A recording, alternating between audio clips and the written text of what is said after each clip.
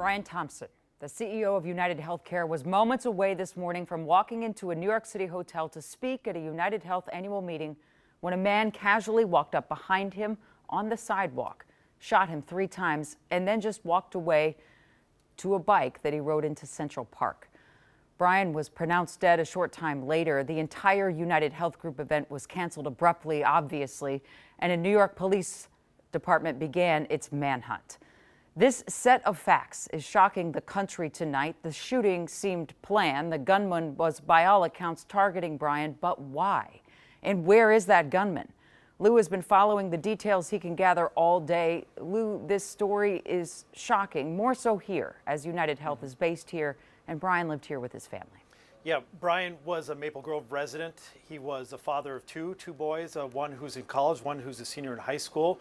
And he was, executive at one of the major corporations that's based in the Twin Cities. So yeah, it's enormous. And then that's not even going into, the facts of what happened here. Based on all the evidence that we're seeing, he was targeted. The police talked about how the gunman ignored multiple people that walked by as he stood there waiting. And then when Brian came out, he very casually came up behind him and shot him, showing a lot of signs of that he knew what he was doing with the gun and so forth. So at this point in the city of New York, police are looking for this suspect.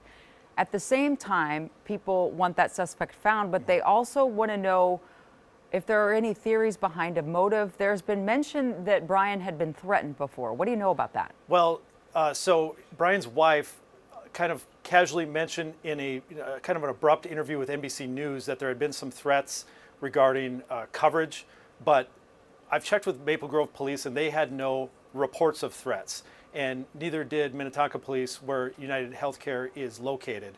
That's something to look into, though. Besides the manhunt that's going on, law enforcement experts tell me that what also is going on is searching through Brian's electronics, who he was communicating with, if there was anyone who would have a reason that they would want to kill him. That's the motive. Helps lead to the person, unless they just happen to scoop this guy up. It's going to be the motive that helps them find the suspect. Everybody knows that New York City is a city dense with people out on the sidewalk all day, every day and night. That makes this a little bit more difficult to find this suspect.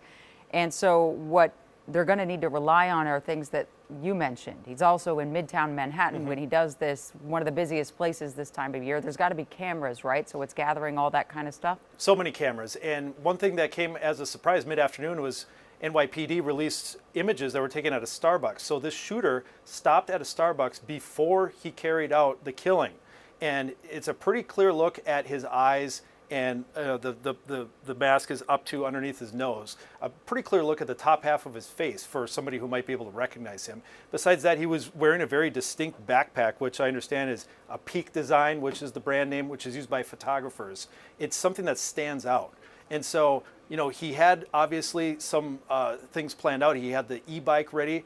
He made it to Central Park, but the e-bike is something that they can try to track with GPS, and also to find out if somebody actually rented it, and so there's a lot of different angles for law enforcement to take as part of this manhunt here.